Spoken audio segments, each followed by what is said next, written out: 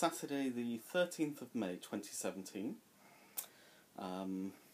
It's been 3 weeks since I last recorded a podcast for you. Sorry about that. It's been a very difficult time at work.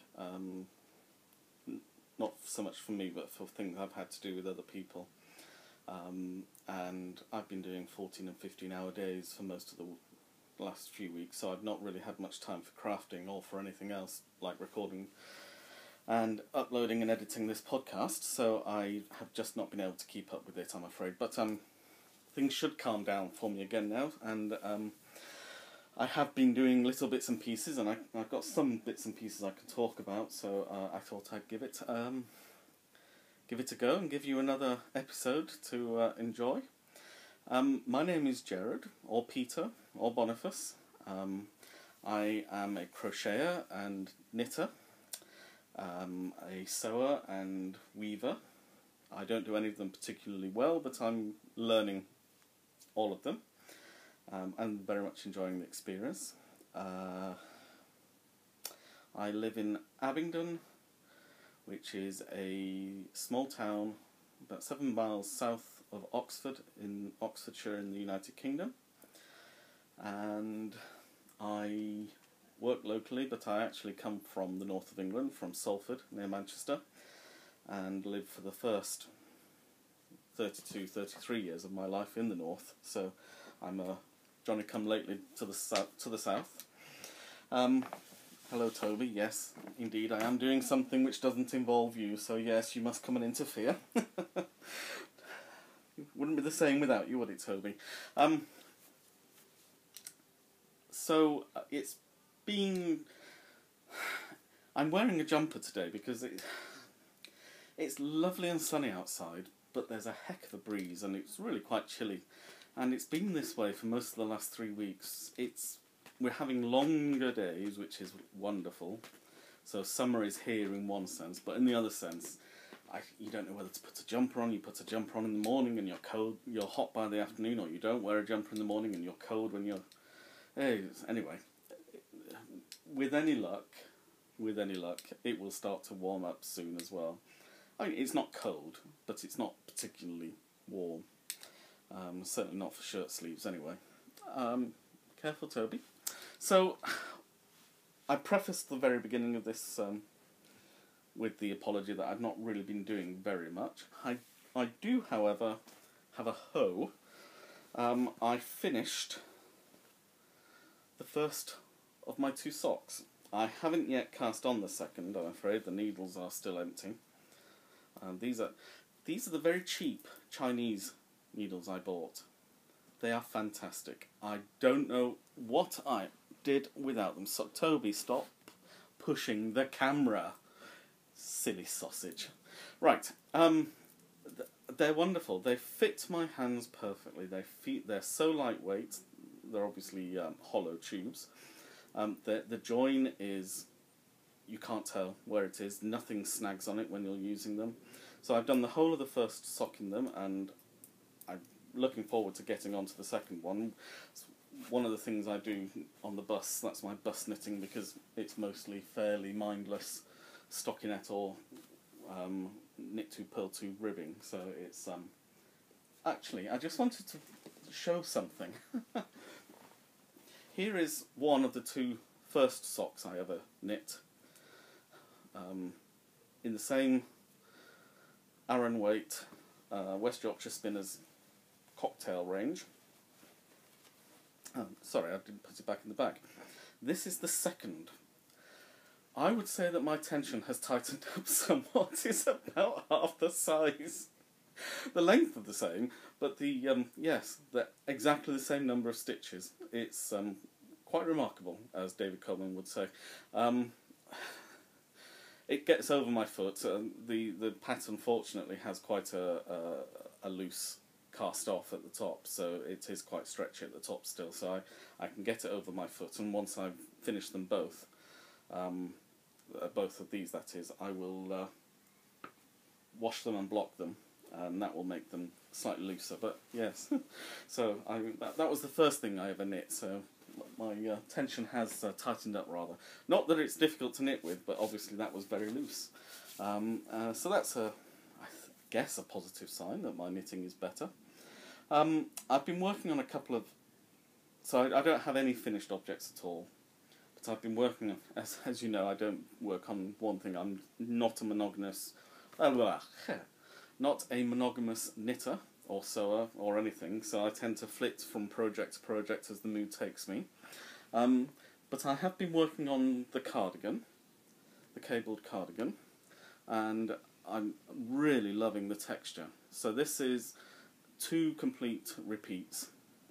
This is going to be the back of the cardigan, and it's got this lovely cable effect going up the 2 sides at the back, as you can see, and then there's this 1 by 1 rib for 2 rows, then split by a row of knit, and it's giving this lovely texture. And then there is a 3 by 2 rib here, and a similar effect over here, but there's 3 repeats of it there, and they're just singles here. So it's get off the wool, Toby. This is an Aran Weight acrylic. I think it's an Aran Weight acrylic and wool mix. I may be wrong, it may just be an acrylic, but it's called Tweed. So it's this beautiful teal colour, but it's got lovely speckles or flecks of dark and light brown throughout it, so it's quite textured. And I think I've said before that when you're doing cables, you really do want to have a plain colour rather than stripes or whatever, so that it doesn't detract from the texture that you're creating with the knitting. But I quite like either tonal colours or speckles anyway, because I just think it makes it a little bit more interesting without detracting from the pattern. So the stitch markers denote 11 because it was 121 on the initial cast on. I did 10 stitch markers, which gave me 121 because that meant 11 groups of 11.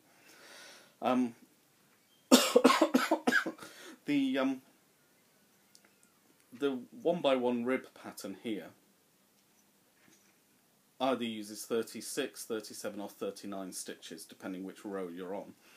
And so I left the 3 beginning and the 3 end stitch markers on, so I know when I get to these stitch markers I've done 33, and then I just add 3, 4 or 6 extra stitches up to here, and then that's when the central body of the back is done. So this is the back. It's not moved on massively. I quite enjoy doing this, but I can't. I have to. Will you get off the wool? Thank you. I can't do other things when I'm doing this because it is quite a. It's not. You don't have repeated rows other than in the 12 row repeat. So you do have to keep up with where you are and pay attention to the row that you happen to be on. So it's not something it's not mindless knitting. It's something I have to focus on doing. Another project that I cast on but made some mistakes, so I ripped it out and started again, which is fairly mindless bust style knitting, at least at this stage, is this lovely little thing, for which I'm using one of the Sirdar colour wheels. This Sirdar colour wheel. So it's got lovely peach and apricot and lavender and grey and teal and cream colours running through it, which is very attractive. And it's a lacy shawl.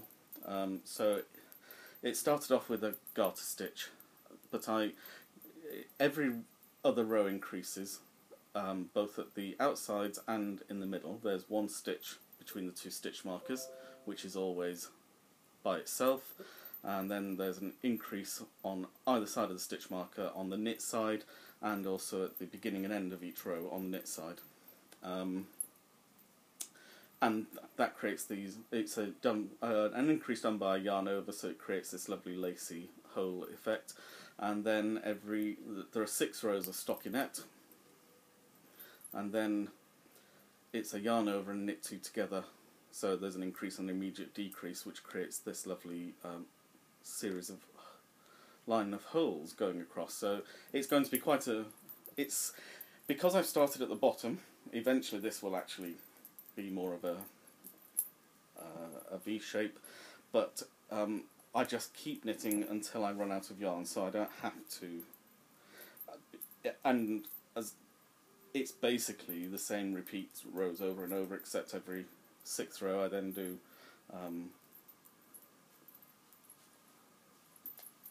the lace holes across the row, and every other row is a purl row straight across, so that it really is fairly mindless. There's not much need to have a pattern in front of you, so again, it's something I can do on the bus or sitting at work or watching TV. It's a fairly mindless activity. And I have started. I'm very fortunate to have a very big family who are all very happy and settled, and I've had the very good news in the last few months that my youngest sister and my niece are both having babies in September. So I have been making various items. I've made things I've shown before, but I'm working at the moment on a baby blanket, which is very pretty colours. I should really put a stitch marker in because I've just pulled out one of the clusters, but never mind. There we go. I'll pop a stitch marker in there when I find one. I'll just make that bigger so I don't lose any more. It's kind of bumpy. It's an intended thing. So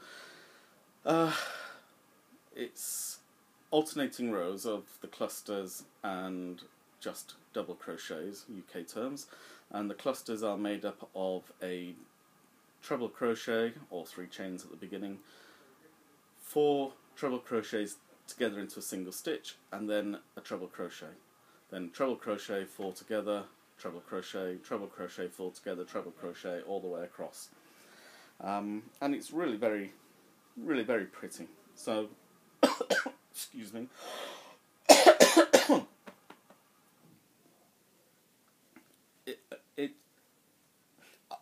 I didn't know at the time what sex the babies were going to be, and the advantage of this particular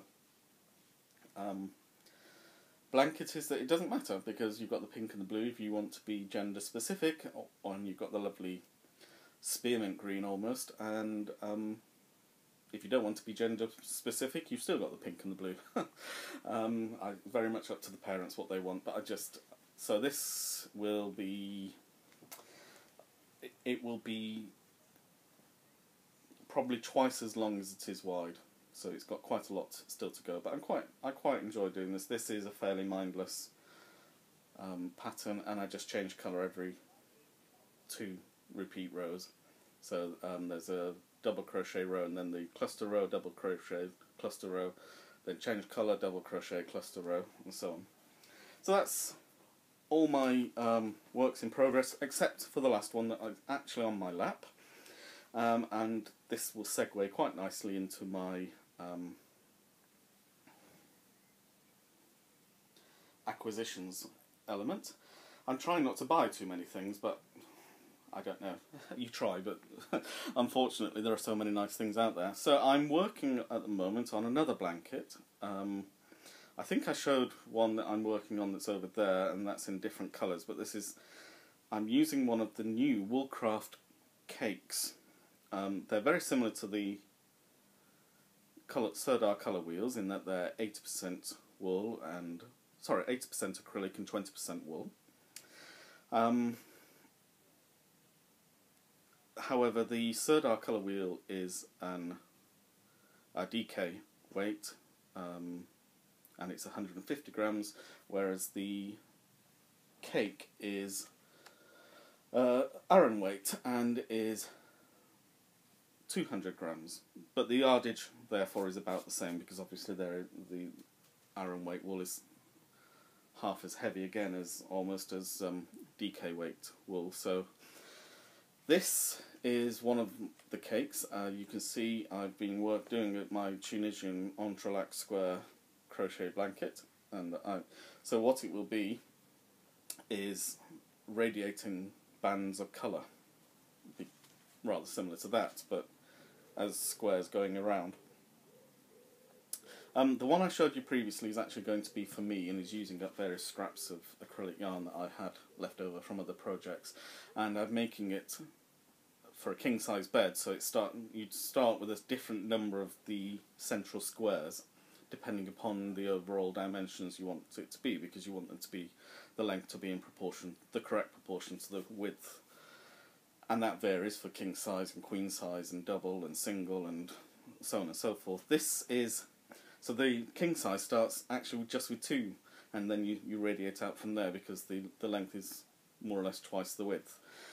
This is more of a lapgan size, so it's the kind of blanket you'd put over your knees if you were watching TV and it was a bit drafty. And it will work for a baby, for their pram or whatever, or their cot.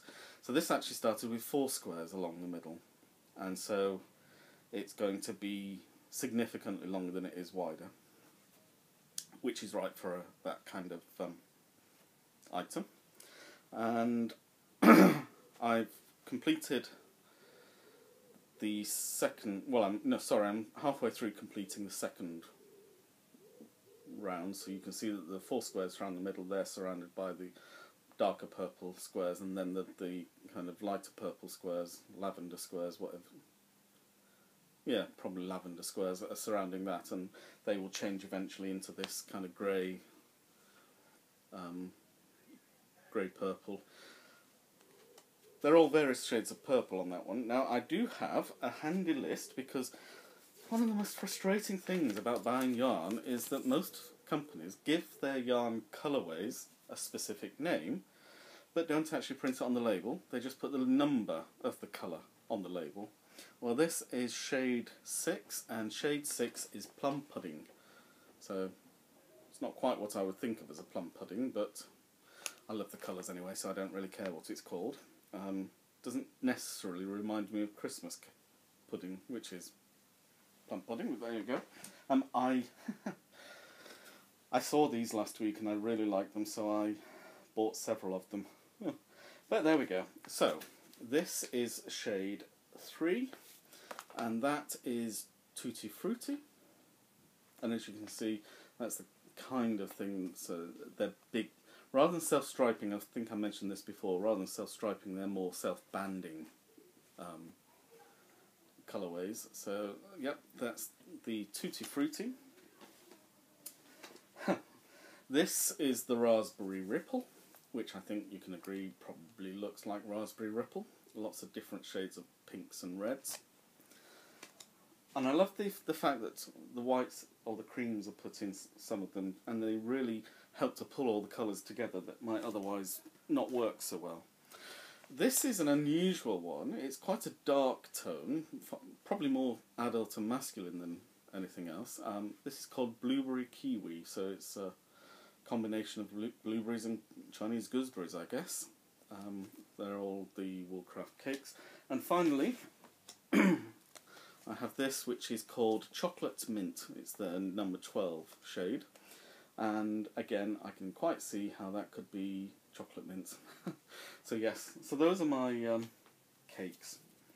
And I'm quite enjoying working with this. It doesn't dry out my fingers in the way that the Sirdar colour wheel does, possibly because it's thicker wool. And the other thing about the Sirdar is it feels thinner than DK, whereas this actually feels like a substantial Aran weight yarn. So that's going very well. I popped into Poundland over the last few weeks in Abingdon and see what bargains there were. And today they were selling fat quarters, so I looked through them and I found some that I quite liked. They're 18 by 21 inch and 100% cotton, so there is a pink. I guess it goes that way up, but the label's the wrong way around then. But they're pink, well, they're white elephants on a pink background. Then we have a blue version. And so I got pink polka dot, well, white polka dot on pink background, I guess, and white on blue stars. So together they look rather attractive. They could be used in combination, or I may use them with other items, but I think they look really pretty, so I quite like those. Also in Poundland I saw this lovely glass bottle jar thing with a little bird on top. I've got some bits and pieces I'll be able to put in there. It's quite a nice little jar. I love the old style corrugation on bottles. I always did like the chemist bottles. In fact, I think we used to get kaolin and morphine a long time ago when kaolin and morphine were sold by chemists in jars like that, because it was poison and you had to be able to feel it was a poison bottle because of the morphine, I guess. I also in Poundland got multicoloured and plain lollipop sticks. These all came in a single pack. I've got some things that I'm learning how to do. I'm not going to talk about them yet, but once I've actually started to make the things I want to learn to do, I'll show you in a future edition of this podcast. What else did I get? Oh yes, there we are. Sorry, there's a... So I bought some notebooks, and I want to make a knitting journal and crochet journal, weaving journals, that kind of thing. And I was in Poundland, as I say, so I saw some decorative border tape. They had this in 4 different colours, and the purple was the one I most liked. I quite like these little picture frames. There are several, 6 I think, in the whole pack. Yes, 6 wooden frames, 3 of each type, which are rather pretty. I also saw these lovely stickers, and I love the owl. That's more or less why I bought them. They're a bit girly, but I really like the owl, so I got them for that reason. A set of 8 different coloured permanent marker pens. The back's split at this end, that's why I'm holding them sideways. Lots of different colours. I also got some fine writers in different colours, and also some glitter gel pens in different colours. So the other thing I saw, which I'm not sure, I quite like the idea of this, and I think it will go nicely on this wall, is a picture garland. So there's lots of little picture frames and clothes pegs with a cord, a rope that you hang them from. I may decide to put other kinds of things in the frames as well, but I'll give some thought about that. So I'm not really into paper crafting massively, but I quite like some aspects of it, so I'm quite looking forward to trying out a few things with those. Last week, Mason's yarn shop in Abingdon had a yarn shop day sponsored by Stylecraft, and I went in to support my local shop because you either use it or lose it, and I actually saw a pattern that I quite liked, so I bought the pattern, which is for this waistcoat, which can also be made in, you can make the vest as well, and it's for 4-ply, so I bought some skeins of this 100% cotton 4-ply in a rather lovely shade of, it's almost fuchsia, I'd say. So it's not the cherry red that is on the pattern, but I'm quite looking forward to making that. I've read through the instructions and it seems fairly straightforward, so yeah, I will cast that on at some point, but not immediately. Although I think I may put the thicker cardigan into a bag and leave it until later on in the summer, because this, being 100% cotton and being run in 4-ply, is a kind of thing I could wear over a shirt in the summer and it won't be hot. So I might actually crack on with that one and park the other one for a while. But we'll see. I don't like leaving things to the side, because once you leave something to the side, you kind of lose interest in it. So I just would like to not end up losing interest in something which I've worked on so far. Not too hard, but which I'm actually enjoying working on. So I think I probably will, though, cast that on. And I've also... I'm sorry, I'm looking at the picture of the pattern book. I saw this fantastic little pattern for dungarees, a hat and a ball. So I'm going to make at least one of these. I've got the Fairy Tale Soft DK patterns. So that's the red. They didn't have the colours that are on here, the emerald green and the denim blue and the white. So I decided, I looked at the patterns. Toby, you're always in the way when I'm just about to get something. Move your bum. There you go. I looked at the range of other colours they had, and I decided on these three. Now, this is called denim print, and if you actually look carefully, you'll see it's not a single colour. It's actually a light blue and a darker light blue. So there's a very pale blue, a light blue, and a kind of purplish blue colour in it.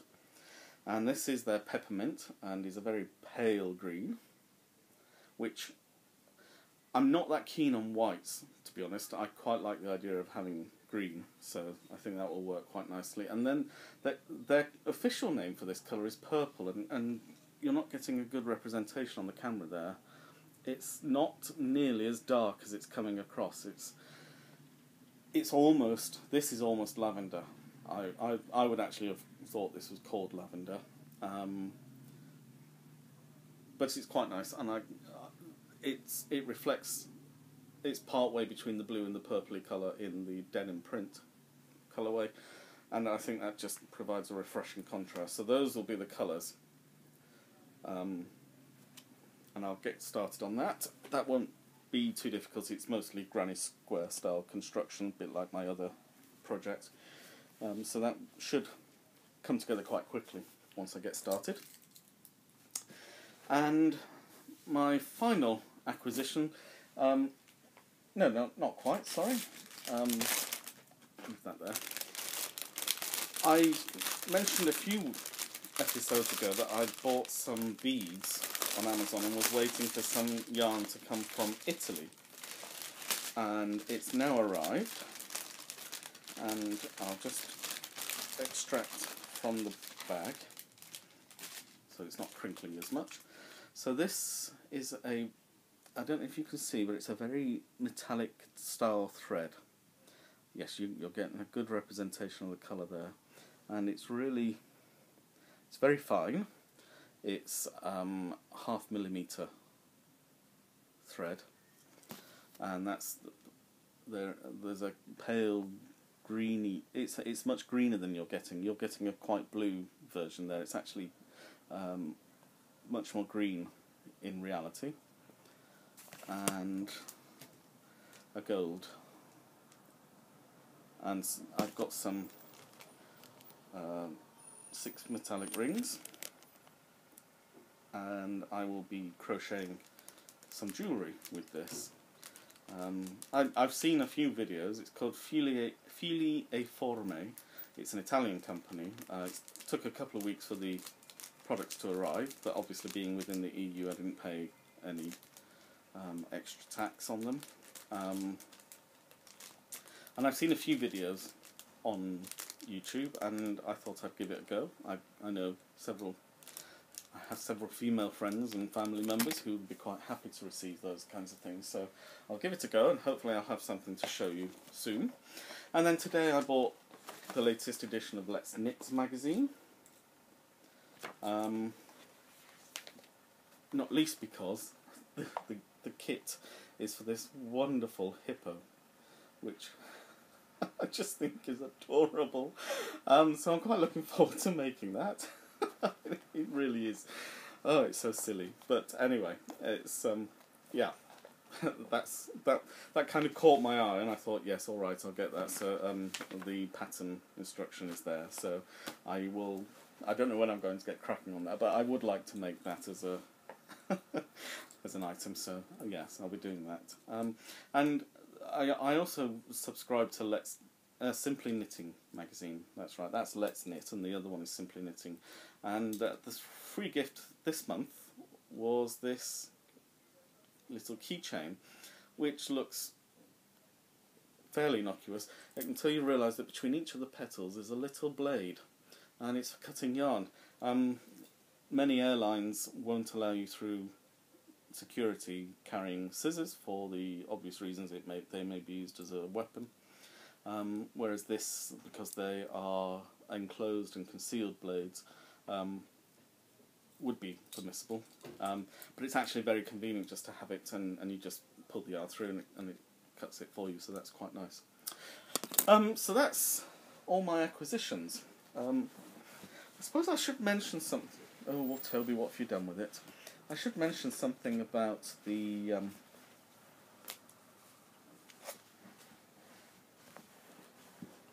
I'm sorry. I don't know what you've done, Toby, but you seem to have lost it. Well, I won't talk about it because Toby's lost it, so there we go. So I won't talk about that. What else was there? Oh yes, I haven't had much time recently, in the last few weeks, as I've mentioned, for reasons I'm not going to go into. But anyway, I'm hoping now that things are going to calm down again, and I will be able to carry on.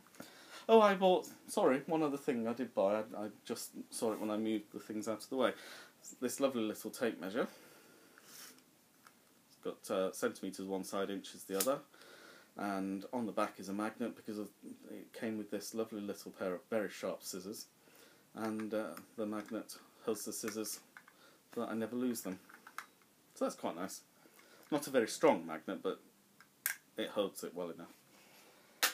Oh, right, yes, so I've not had much time, and I'm hoping to have a lot more time now, and I quite enjoy reading things, and I was just looking through my bookshelves yesterday evening, and my eyes are lighted upon a book that I was given quite a long time ago, 24 years ago, by the then abbot of my monastery.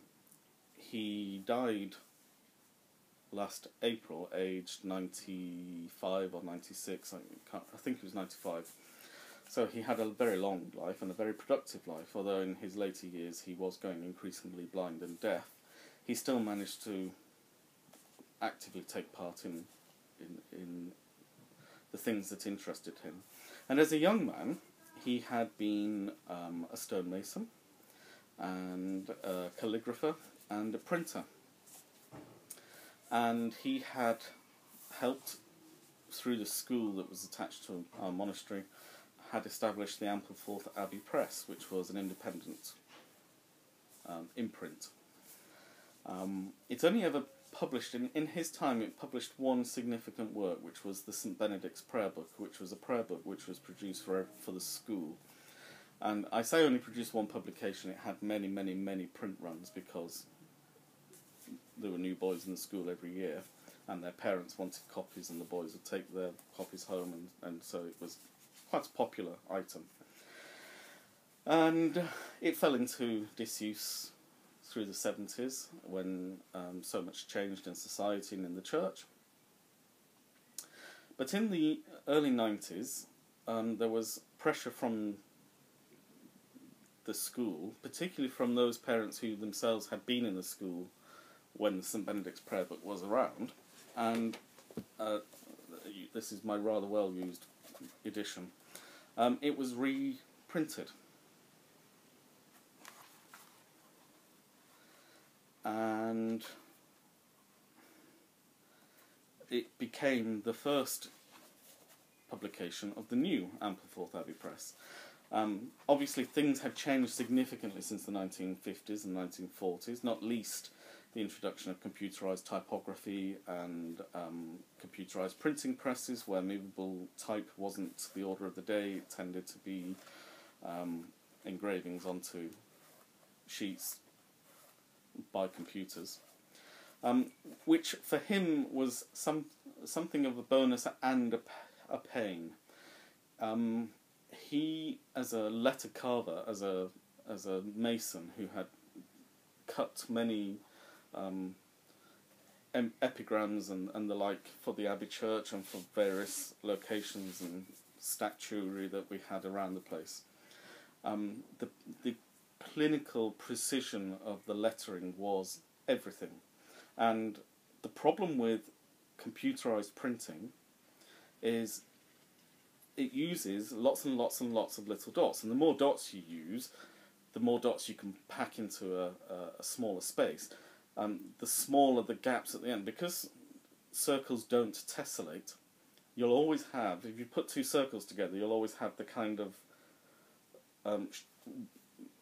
the semicircle, well, the quarter circle from the middle, where the two circles touch, to the top on both sides, and then that itself joined across. So you've got this odd shape. And of course you can make the circles smaller and smaller and smaller, which means that those edges get, or the gaps get smaller and smaller and smaller, and to normal vision it can look like a straight line, but for him, he knew it wasn't, and it always pained him slightly. But he and I worked together on re-establishing the Abbey Press, and we published a number of books, and the first one we published after the St Meinrad prayer book, the St Benedict prayer book, which was that one, was Zen Catholicism, which was a book that had been written in the 60s and gone out of print, but there was a lot of demand for it in the circles where this kind of thing is in demand, which isn't the general population, obviously. And this was our first. We didn't actually do anything really significantly with this. It was basically a photographic reprint of the original. So that had, which makes this the odd one out, in that this had been set using individual letters printed onto a page, and then had been photographed and computerized in its printing. So it actually was a foot in both camps, as it were. We then worked on a few pamphlets. So Cardinal Hume, who had been the abbot of the monastery, wrote a short epigram on St Benedict, which was printed, and the abbot himself, Abbot Patrick, had written a brief essay on St Benedict and Christianity in England. These two basically grew out of sermons come lectures on the subject matter to religious groups. And a very close friend of mine wrote about St Augustine of Canterbury and St Columba, and the missions to convert the pagans who were living in Britain after the Romans had left. And then the abbot himself translated St Benedict's Rule, and this was our first significant attempt at doing church books, and we worked very hard on this. Most of the Abbey Press books were used the typeface Bembo, which was itself one of the first attempts at proper typography in the Renaissance, the rise of the printing press. But for St Benedict's Rule, we wanted something slightly more austere. So although it's also a serifed typeface, we decided to use Eric Gill's Perpetua, which is quite narrow and quite tall, so it gives itself a sense of almost monastic austerity and simplicity. And the book was designed to lie flat, so there's a lot of white space around to make it easy to read. There was a ribbon put in so that people could find their pages. And I really enjoyed working with Abbot Patrick, and we printed several other small-scale books. Probably our biggest compliment was that St Meinrad's Abbey in America, the Arch Abbey, they say that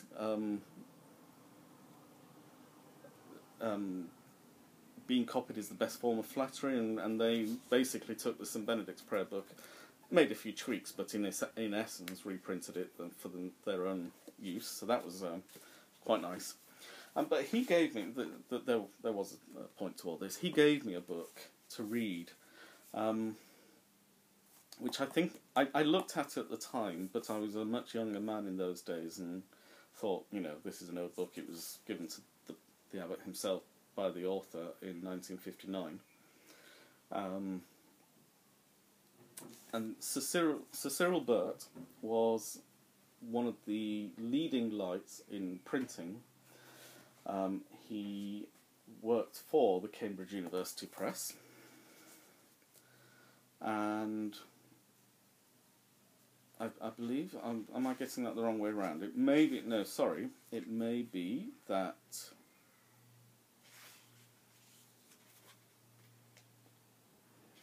yes, he himself had worked on the University Press and had moved on to other things, and he himself was then replaced by Stanley Morrison, who was the current head printer at the University Press.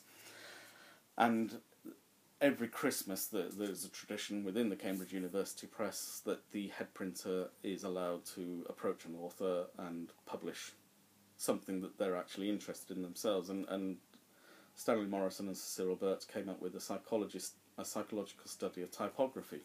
And it's quite an interesting read because it talks about the typeface, the spacing, the amount of text on a line, the size of text on a page, the size of the print itself, whether you use large print, small print, what you mean by using different types of typefaces. And I mentioned it in the St. Benedict's Rule, that is a church book for placing on a lectern and being read aloud. So you would, whereas if it was for you to read page by page by page, you'd probably want to have it written more like a novel. So if I get a novel off my shelves, have I got a novel on my shelves? Am I that boring that I don't read novels? Yes, there's one. So, John Grisham, perfectly acceptable writer, but that's the nature of the text that you're confronted with. It's quite narrow columns, and it's designed to be held in the hand, and it's meant to make life easy, and you can flick back and forth, and so there's a different purpose in mind, and so you choose different options depending upon the nature of the book you want. And what this made me think about was one of the most significant things for me as a Catholic. Well, Andy's just got back from work, so I just stopped for a short while to have a natter with him. It's always nice to speak to someone. I just need to get something, I'll just be a second.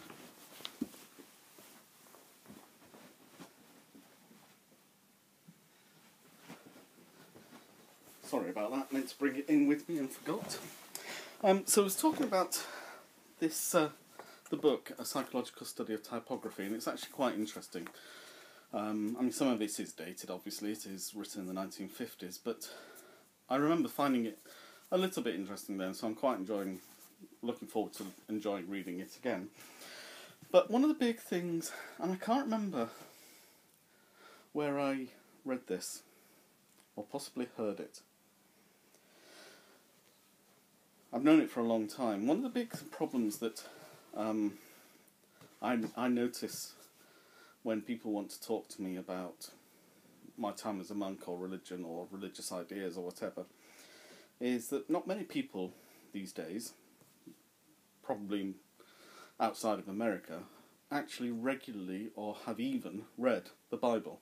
We've all had Bible stories from when we were children, the nativity play we do at school and that kind of thing, and we have a broad idea of religious themes, but we don't really read the Bible in the way that perhaps former generations did.